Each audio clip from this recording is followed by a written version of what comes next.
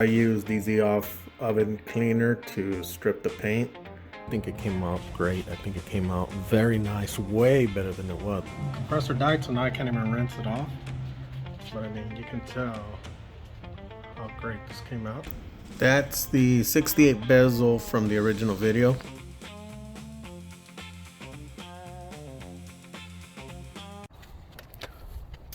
There's gonna be another attempt at chroming a piece myself using the silvering process, the chrome spray. It's from Angel Gilding. It's this bezel is a plastic piece from a 64 through 65 Mustang. Take off everything, lenses included, and just stay with the bare plastic. I use the off oven cleaner to strip the paint. The yellow can to spray on here. Left it on for a few minutes before I wiped off the paint and chrome, and with the toothbrush and a rag. This is how it came out. The dark spots, I then used some sandpaper, like 600, to kind of roughen it up so the base coat and primer can stick on pretty well. After cleaning the part well, I put on some primer, let it dry for about 24 hours before putting on a couple coats of black paint, and 30 to 40 minutes later followed with the 2K clear coat to get the gloss you want to get. You need to have a smooth and glossy finish. It's important to get that silver effect, the chrome effect. So then you let this dry for another 24 hours before trying the chroming process. What I'm doing here now is another process where it's called flaming. So what I'm doing here is called flaming. It's a very important process, part of the process. You keep the blue flame, the tip of the blue flame, about an inch away from the object, and you move it slowly across the surface, back and forth, up and down. Get all the parts you want to chrome with the flame. So you're not trying to heat it up or melt it. You're just, passing it by, just to basically cause a chemical effect called ionization. What it does, it takes the surface of the object and helps it for the chemicals to stick to it. So when you apply the silvering chemicals, it's gonna stick to everything you flame. The part from flaming, also, you want to clean the part very well before you get to the step. So after you clear coated it to where I have it there, you want to let that fully cure. I didn't. I only did like about 24 hours, but I would have, going back, I would have done it for about a week so all the gases could escape properly. And then I would have cleaned it over and over with Dawn soap, like the blue standard Dawn soap. Use that because you just clean it over and over. And I think with cleanliness and the flaming, it's going to help the silver stick to it. And just keep cleaning it until you don't see the water like sticking to it, still beating up on it. You want the water to just slip off of the part, and then you can dry it with air, or you can put it out to dry, but just don't use rags to wipe it off. Just use distilled water, always distilled water. Let it rinse off the part, take all the soap off. Once it dries, start this process. It'll help. As you'll see, it helped a lot with another part I'm going to show you. So here's another clip, another piece I was working on as well, where you could see the effect a little better. So what you're gonna do here is you pass the flame of the propane torch, the blue tip, you want it to be about an inch away. And then when you're passing it side to side, you don't want to keep it too long. You don't want to heat up the item. That's not the point. The point is just to get that chemical reaction. And you're gonna see it here. Sorry, I'm kind of holding it off screen. I'll move it down a little bit a little later, but when you're passing the flame over, you're going to see kind of like the heat hitting the item you painted, and you're going to see the effect. And that's the effect you want to get when trying to flame the piece, get it ready. I believe it's called ionization, but whatever it's called, this is the effect you're trying to get. This is what's gonna allow the chemicals you spray on it to stick a little better, from what I understand. So it did help in one of the items. In this item in particular, helped a bit. This same part was where I wanted to show you the cleaning and the flaming makes a big difference. This was the result after I guess I didn't do well enough. So after doing the silvering, it came out pretty messed up. This is as bad as it looked. So I went back and cleaned it real good. I took this all off. They give you a chemical also where you basically use like a cotton ball and cotton swab and take all this off the chrome. So I did that and started over. And here's another shot of the same one, same piece, same try. This was a previous try. And I mean, you see how it came out. So I went back, redid everything, and that's the piece I'm reflaming right now in the video. So let's get back to that, and then I'll show you the result afterward. But I think my biggest problem was when after I clear coated it the first time to get the base, you know, the smooth glossy finish before you start the process, I just let it dry. I let it dry outside. I didn't bake it anywhere. And I really think that's the problem. To me, that's the problem. I'm gonna try getting myself like an oven outside or something, and you know, baking the clear coated item, so you know, maybe it dries. Maybe it's not drying enough. I don't know, because it's not sticking all perfect for me. So like I want it to. It's usually on the edges where I'm getting the problem. So this is what you want to try. One of the steps you want to try before you do the silvering process, the spray chrome. That's what they call it, but it's just a chemical silver process. In this step, you're going to be using the wetting agent. It's a brown liquid that you mix with distilled water, like every other chemical you use with this kit. You only want to use distilled water. Don't use tap water or any other kind of water. So here you just want to completely soak the part you're going to chrome in this wetting agent. It's what the next chemical will stick to. So it's very important that you get every corner and everything you want chromed wet with this chemical.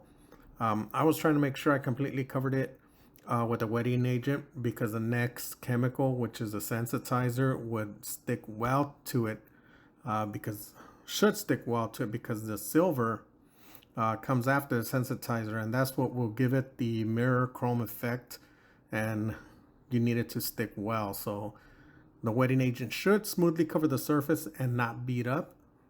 It should be a smooth coat all around. So now you see I'm spraying from a bottle that has a clear liquid, which is the sensitizer.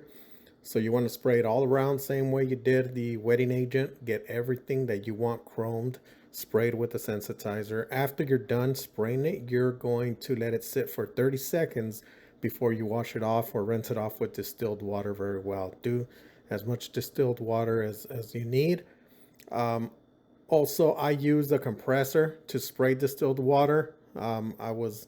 It was mentioned that I might be introducing minerals or something from the compressor, so I would advise to just use a pump spray bottle or just a spray bottle to rinse it off. In this next step, you are adding the silvering chemical. It's a two-part chemical that you want to spray in unison, evenly around every part you want to have the chrome effect on. The kit comes with a dual pump spray system, but I ended up using a dual chamber spray bottle that I bought instead. So as you spray the silver chemical, you'll begin to see the object react and eventually begin having that reflective chrome effect. Also, remember to stop and rinse the part with distilled water to avoid developing like cloudiness or discoloration on the finish. Don't worry about how much you rinse it. You can't rinse enough is one of the things I remember on the seller mentioning. When you finish this step, you'll see why all of the previous steps were very important and why I failed on this try. When you're finished adding the silver chemical, you'll probably think that it looks a bit cloudy, but when you start adding air to dry it off a little from your compressor, whatever you used to dry it, you'll begin to see the reflection very clear and very bright. Again, the reason I mentioned why I think I failed in this try was because I think I could have been more thorough with the cleaning. Cleaning the corners with the Dawn dish soap more thoroughly, rinsing it and clean over again. So one of the steps is to while you're cleaning it, you go back and spray distilled water on it, see if it's beating up or not. If it doesn't beat up, if it just rolls off smoothly, you're good. But I didn't do that too much, so that's what I think was my aside from not letting it cure longer, my biggest flaw. So hopefully on the next try I'll be able to do it better. But you will see on the lid how it came out. It actually helped a lot, so I'm going to show that to you in a little bit. But first, let's take a look at the bezel here after I was done drying it off. I'm gonna show a close-up so where I still have the black marks on the corners, and like I said, that was from not enough cleaning, I believe, and not letting it cure long enough. I'm showing here that there's still a reflection, so it's a very good finish. I mean, I'm happy with the product. I'm not happy with my outcome, and so I'm just showing how it looks, how great the reflection looks, but everywhere I messed up. So on the next try, I'm hoping to do a little better. Right here on the edges is where you see, you know, the silver didn't catch, so you can still see kind of like the black from underneath. Overall, I'm very happy with it. Like I said, the process works. I'm sure it's user error. Something I'm doing isn't being done right. I'm not waiting a certain amount of time or something. I don't know. I'm not sure exactly what I'm doing. I think right now I'm thinking it's to my, you know, curing process. So I'm gonna see if I could fix that. But once I fix that, hopefully, you know, I can get it working better and get better results. Oh, this came out much better, but my compressor died. So some spots still didn't catch silver as well as it should, but I mean, compressor died, so now I can't even rinse it off. But I mean, you can tell how great this came out. I'm gonna try again, try to perfect this thing. So here is the end result.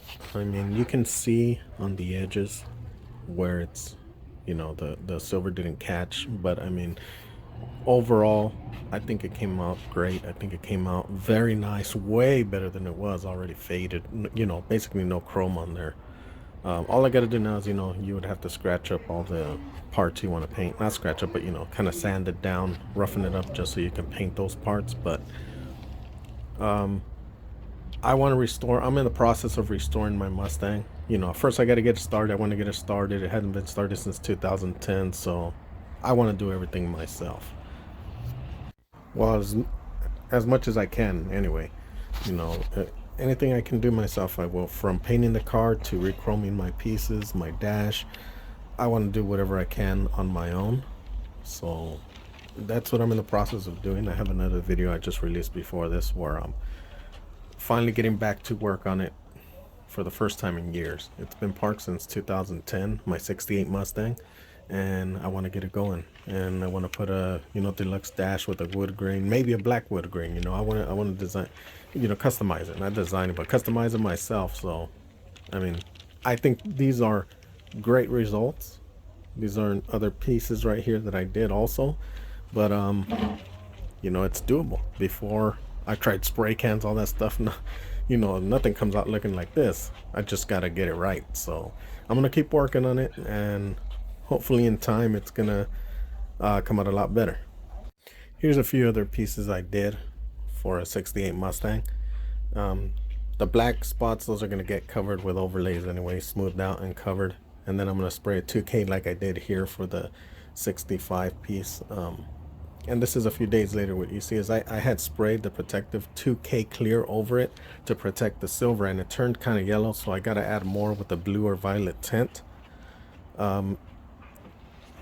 So I'm going to be working on this till I get it right, because eventually I'm going to use this to restore my Mustang. That's the 68 bezel from the original video. You can see that the silver part of the process has held up pretty well 3 years later.